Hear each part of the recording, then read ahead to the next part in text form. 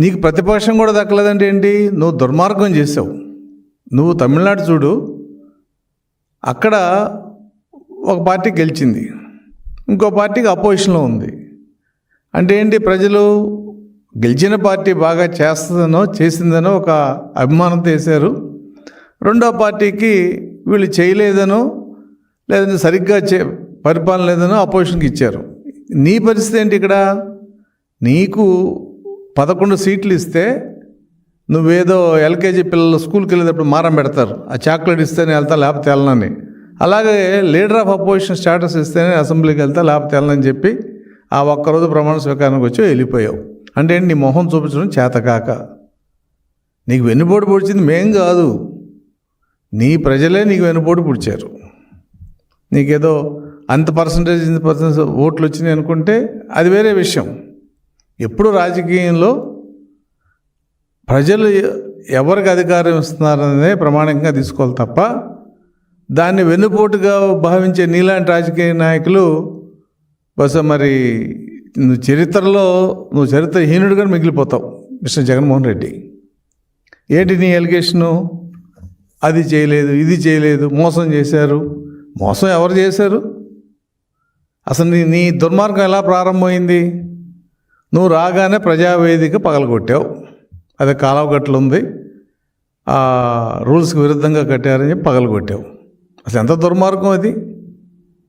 ప్రజావేదిక కట్టింది ప్రభుత్వం సొమ్ముతో, అది నువ్వు పగలగొట్టావు. ఆగావా అక్కడికి? తర్వాత ఏమన్నావు? ఇసుక తెలుగుదేశం వాళ్ళు చాలా అవినీతి చేశారు కాబట్టి ఇసుక పాలసీ ఆపేస్తున్నాను. ఎన్ని లక్షల మంది కార్మికులు నష్టపోయారు మిస్టర్ జగన్మోహన్ రెడ్డి. ఈ రాసిన రచయిత కూడా బుద్ధి రావాలి కొంచెం. ఎందుకంటే రాయటం మన భాష వస్తే రాయటం కాదు, భావాలు ఇంపార్టెంట్. ఇటువంటి చెడు రాతలు, పిచ్చి రాతలు రాయబట్టే మీకు 11 సీట్లు వచ్చినాయి. మిమ్మల్ని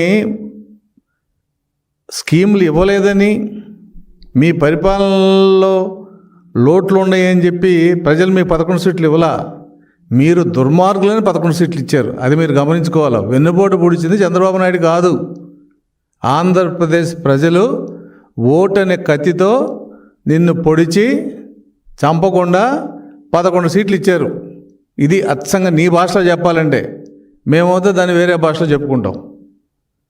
కాబట్టి ఇసుక పాలసీ నిర్ణయించకుండా దాదాపు 40-50 లక్షల కార్మికులని 6 నెలలు నువ్వు బాధపట్టి ఇసుక పాలసీ పెట్టేటప్పటికి వర్షం వచ్చి ఇసుక పోయింది, అయిపోయింది కదా. కరోనా అసలు ప్రపంచం అల్లాడిపోయింది. నువ్వేమన్నావు? అదేదో బ్లీచింగ్ పౌడర్ వెళ్తే పోద్దన్నావు. ఆ బ్లీచింగ్ పౌడర్ కూడా కరప్షనే. ఎంతమంది ఉద్యోగస్తులు, పోలీస్ డిపార్ట్మెంట్లో ఉన్నవాళ్ళు, తర్వాత ప్రజలు, డాక్టర్స్ చనిపోయారు, నర్సులు చనిపోయారు ఈ కరోనా వలన. నువ్వేమన్నా సహాయం చేసావా? ఈవెన్ కేంద్ర ప్రభుత్వం ఇచ్చే 1100 కోట్లు కూడా సుప్రీంకోర్టు 50,000 ఇవ్వాలి కరోనా మరణించిన వారికి అని చెప్తే, ఈ డెత్ ఇది న్యాచురల్ డెత్ అని చెప్పి కరోనా డెత్ వాళ్ళకి రాంగ్ సర్టిఫికేట్లు ఇచ్చి ఆ డబ్బులు కూడా ఇవ్వకుండా నువ్వు స్కీములు వాడుకున్న ఘనుడివి, నువ్వు దుర్మార్గుడివి. నువ్వు తెలుగుదేశం గురించి మాట్లాడతావేంటి? ఇక నీ ఫెయిల్యూర్స్. ఎందుకంటే నువ్వు చేసిన మంచి చెప్పాలంటే మీ పుస్తకం అంతా ఎత్తుకాం 16 పేజీలు, ఎక్కడ కనపడతలా. ఇదిగో నేను చేశాను చెప్పుకోవడానికి. ఫస్ట్ అయితే అంకెలు ఇచ్చావు. మేము అడుగుతాం ఆర్టీ యాక్ట్ కింద, బాబు ఈ అంకెలు కరెక్టా కాదని. అయితే ఈ దీంట్లో నువ్వు చేసిన దాంట్లో ఒక్కొక్కటి వెతుకుంటే ఆర్థికంగా అసలు ఈ రాష్ట్రాన్ని ఆర్థికంగా చిందరవందర చేసి 10 లక్షల కోట్లు అప్పు చేసి వెళ్ళిపోయావు. నువ్వేదో పంచాను అంటున్నావు. ఏం పంచాను? నువ్వు బటన్ నొక్కావు, 3 లక్షల మంది లబ్ధిదారులు. నువ్వు బటన్ నొక్కిన రోజున 1,00,000 మందికి వెళ్తుంది. 2 లక్షల మందికి తర్వాత ఎప్పుడు వెళ్ళిందో లేదో మేము వచ్చిన తర్వాత లెక్కలు తెలియని. అసలు మా పరిస్థితి ఏంటంటే, మేము జూన్ 24లో వస్తే ఆర్థికంగా రాష్ట్రం ఎక్కడుందో తెలుసుకోవడానికి 6 నెలల పైన పెట్టింది మిస్టర్ జగన్మోహన్ రెడ్డి. నువ్వు అంత దుర్మార్గం చేసి వెళ్ళావు.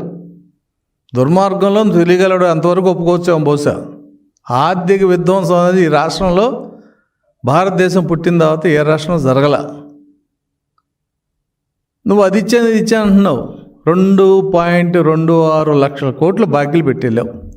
ఉద్యోగస్తుల బాకీలు, ధాన్యం బాకీలు, కాంట్రాక్టుల బాకీలు, చివరికి ఆరోగ్యశ్రీ బాకీలు, పిల్లలకి సప్లై చేసిన చిక్కీలు బాకీలు, యూనివర్సిటీస్ వాళ్ళ దగ్గర ఉన్న డబ్బులన్నీ తీసేసుకుని మేము వడ్డీ ఇస్తాం హైయర్ రేట్ అని వాళ్ళ దగ్గర డబ్బులన్నీ తీసేసుకున్నాం. ఒక రకంగా అది అసలు భారతదేశంలో ఈ రకంగా ఆర్థిక విధ్వంసం చేయొచ్చు అనే ఒక విధానానికి శిల్పి నువ్వు. నీకు ఎవడి సలహా ఇచ్చాడో? అసలు మనకు రాబోయే ఆదాయాన్ని 15 సంవత్సరాలు తాకట్టు పెట్టి నువ్వు లిక్కర్ని తాకట్టు పెట్టావు. ఇది అసలు కేంద్ర ప్రభుత్వం కూడా ఒప్పుకోలే ఆ రోజున. ఇది నువ్వు చేసింది. నువ్వేం చెప్పావు నీ ఎన్నికల వాగ్దానంలో? నువ్వేది మేం చేయలేదంటావేంటి? సిపిఎస్ రద్దు చేస్తా అన్నావు, చేసావా? చివరికి ఏమన్నాడు మీ ఫైనాన్స్ మినిస్టరు? మా ముఖ్యమంత్రి గారు టెక్నికల్గా తెలియక చెప్పాడు, అందుకు రద్దు చేయట్లేదు, జీపీఎస్ అనేది ఇస్తున్నాం అన్నారు. ఉద్యోగస్తులకు రివర్స్ పిఆర్సీ ఇచ్చావు. తర్వాత మద్య నిషేధం అన్నావు. నేను 2024 ఎన్నికల్లో మద్య నిషేధం చేసి మాత్రమే ఓట్లు అడుగుతాయని చెప్పావు. వీడియో రికార్డ్స్ ఉన్నాయి. ఏం చేసావు నువ్వు? మద్యాన్ని 15 సంవత్సరాలు తాకట్టు పెట్టావు. మద్యం ఆదాయాన్ని పెట్టి అప్పు తెచ్చావు. 23,000 కోట్లు 24,000 కోట్లు తెచ్చి పనిచేసావు. నువ్వు చేసింది ఎంఆర్ఓ హౌస్ తాకట్టు పెట్టావు, కలెక్టరేట్ తాకట్టు పెట్టావు, ప్రభుత్వ ఆస్తులు తాకట్టు పెట్టి అప్పులు తెచ్చావు. నువ్వు మాట్లాడతావేంటి అసలు? రాసినోడికి ఏమన్నా తలకాయ మీద మెడక మీద తలకాయ ఉందా? భాష కాదు ఇక్కడ ముఖ్యం, భావం. 10 లక్షల కోట్ల అప్పు ఎలా చేశాడు? 2,26,000 కోట్లు బాకీలు పెట్టాడు, రైతులకి ధాన్యం బాకీలతో సహా. పోనీ అడ్మినిస్ట్రేషన్ ఏమన్నా పర్ఫెక్ట్గా ఉందా? నీ అవినీతి ఏ స్కీమ్ తీసినా 15 పాయింట్లు ఉన్నాయి. దేవుడి ప్రసాదం దగ్గర నుంచి 15 పాయింట్ల మీద మీ బాబాయ్ మర్డర్తో సహా కొన్ని సిబిఐ ఎంక్వైరీలు, కొన్ని సిట్లు, వివిధ రకాలుగా. ఎందుకంటే అసలు భారతదేశంగా ప్రపంచంలో క్రైమ్ ఇలా చేయొచ్చు అనే విధానం ప్రవేశపెట్టినవాడు నువ్వు. దాన్ని మనం డిటెక్ట్ చేసి సాక్ష్యాలు సేకరించడానికి టైం పట్టింది తప్ప, లేకపోతే ఈ పాటికి మొత్తం తాడేపల్లి బంగ్లా అంతా జైలు లెక్క పెడతా ఉండేది. ఒకసారి 16 నెలలు లెక్క పెట్టావు. మళ్ళీ లెక్క పెట్టా కారణం ఎందుకనంటే మేము ఆలోచించేది సాక్ష్యాలు కరెక్ట్గా ఉండాలా. మరి మీడియా వాళ్ళు కూడా రాస్తున్నారు సాక్ష్యాలు. నీ కేఎన్ఆర్ దుర్మార్గం, లేకపోతే హౌస్ సైట్లలో జరిగిన దుర్మార్గాలు, లేని మునిగిపోయే హౌస్ సైట్లు ఇచ్చి పేదలకు ఇచ్చి 30 లక్షల హౌస్ సైట్స్ అని చెప్పి అందులో మట్టి తోలేమని చెప్పి అదో స్కాము, ఇదో స్కాము, సార్ లిక్కర్ స్కాము. అసలు స్కాములు లేని డిపార్ట్మెంట్ కానీ, స్కాములు లేని ప్రాజెక్ట్ కానీ ఉందా నీ హయాంలో? పోలవరం రివర్స్ టెండర్ అన్నావు, దెబ్బ పెట్టావు పోలవరంని. మళ్ళీ డయాఫ్రమ్ వాల్ కట్టాల్సిన పరిస్థితి ఇవాళ. నువ్వు పెట్టిన మినిస్టర్కి అసలు పోలవరంలో డయాఫ్రమ్ వాల్ అంటే తెలియదు. ఇది ఈ రకంగా జరిగింది నీ పరిపాలన అంతా కూడా. పోనీ లా అండ్ ఆర్డర్ అసభ్యంగా ఉందా? National bureau of records crime records ప్రకారం నీ హయాంలో 30,000 మంది ఆడపిల్లలు మిస్ అయ్యారు. మిస్టర్ జగన్మోహన్ రెడ్డి, ఇది 30,000 మంది ఆడపిల్లలు మిస్ అయ్యారు. గాంజాని ఉల్లిపాయలు అమ్మినట్టు అమ్మావు బజార్లో. రెడ్ శాండిల్ స్మగ్లింగ్కి అద్దు లేకుండా పోయింది. డ్రగ్స్కి ఆంధ్రప్రదేశ్ సెంటర్ అయింది. ఎక్కడెక్కడో ఇంటర్నేషనల్ నుంచి డ్రగ్స్ కంటైనర్స్ అన్నీ విజయవాడ అడ్రస్కి వచ్చిన పరిస్థితి. ఒకటి కాదు, ఏదో ఒకటి జరిగితే గతంలో లాలూ ప్రసాద్ యాదవ్ గారిది గడ్డి స్కామ్ ఉంది. ఏషియన్ గేమ్స్లో స్పోర్ట్స్ దాంట్లో ఒక స్కామ్ ఉంది, బోఫోర్స్ స్కామ్ ఉంది. ఒక స్కామ్ మీద ప్రభుత్వాలు వెరిఫై చేసిన సందర్భాలు ఉన్నాయి, శిక్ష పడ్డ సందర్భాలు ఉన్నాయి, ఇంకా వేరే రకంగా జరిగింది. కానీ ఈ దౌర్భాగ్యం ఏంటి? దాదాపు 15-16 ప్రాజెక్టు లాంటి స్కాములు ఉన్నాయి. దానికి తలాతోక లేకుండా అనాకొండ కంటే పెద్దగా ఉన్న పరిస్థితులు. ఇవాళ ఎంటైర్ పోలీస్ డిపార్ట్మెంట్ దాని మీద పనిచేస్తుంది.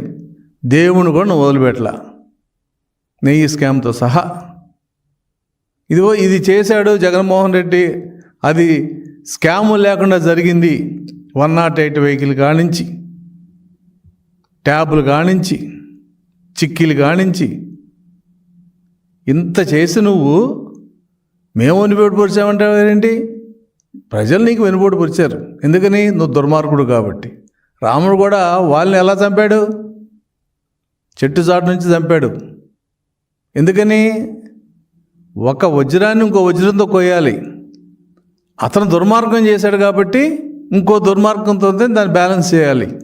ఇది ఈ 22వ శతాబ్దం నీతి కాదు, త్రేతాయుగం నుంచి వచ్చిన నీతి అది.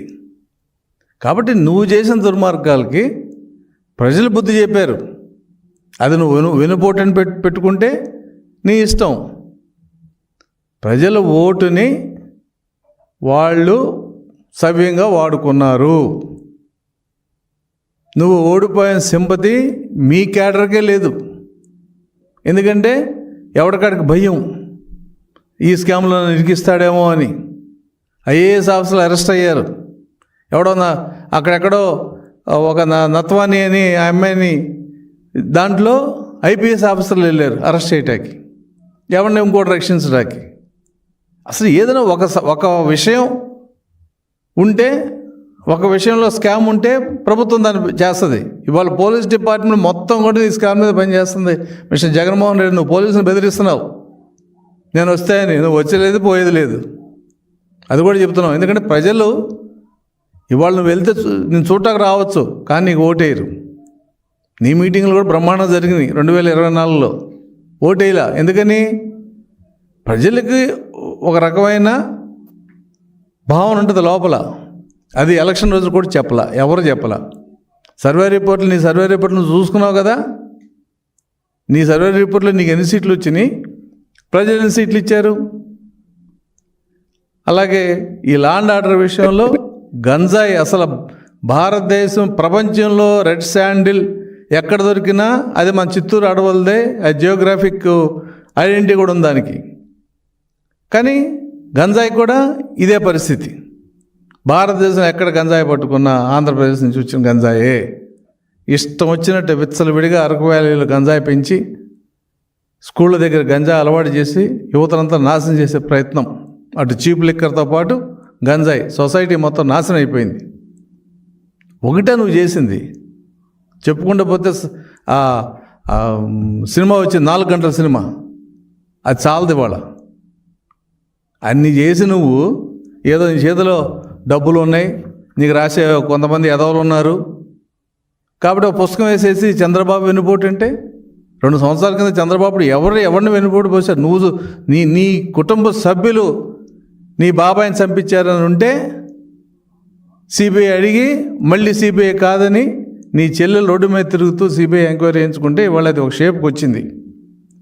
అమ్మని ఆదరించవు, చెల్లిని ఆదరించవు. ఏంటి నువ్వు అసలు? మనిషి అనే పదానికి నీకు ఎన్ని క్వాలిటీస్ ఉన్నాయి? ఒక 10 క్వాలిటీస్ ఉండాలి, నీకు 1 2 ఉన్నాయి, అంతే, మిగతా లేవు. కాబట్టి మనకి భాష వచ్చు, నీకు పుస్తకాలు వేసుకునే డబ్బులు ఉండొచ్చు, లేదా ఇంకోటి ఉండొచ్చు. లేదు, ఇది జరిగింది, కోర్టులో వేసుకో. నువ్వు ఎన్ని కేసులు వేసావు? చీఫ్ జస్టిస్ మీద కూడా కంప్లైంట్ ఇచ్చావు. నువ్వు అంత దుర్మార్గుడు. నువ్వు ఇందుట్లో ఏదైనా అబద్ధం ఉంది, మేము ఇచ్చిన దాంట్లో నువ్వు ఈ 2 సంవత్సరాలు అబద్ధాలు చేసావు, కోర్టులో వేసుకో. లేదు, నువ్వు చెప్పింది నిజం, నా దగ్గర సాక్ష్యాలు ఉన్నాయి, కోర్టులో వేసుకో, సిబిఐ ఎంక్వైరీ రాసుకో. నీకు అలవాటే కదా right. Chief justice of India మీదే నువ్వు కంప్లైంట్ ఇచ్చావు.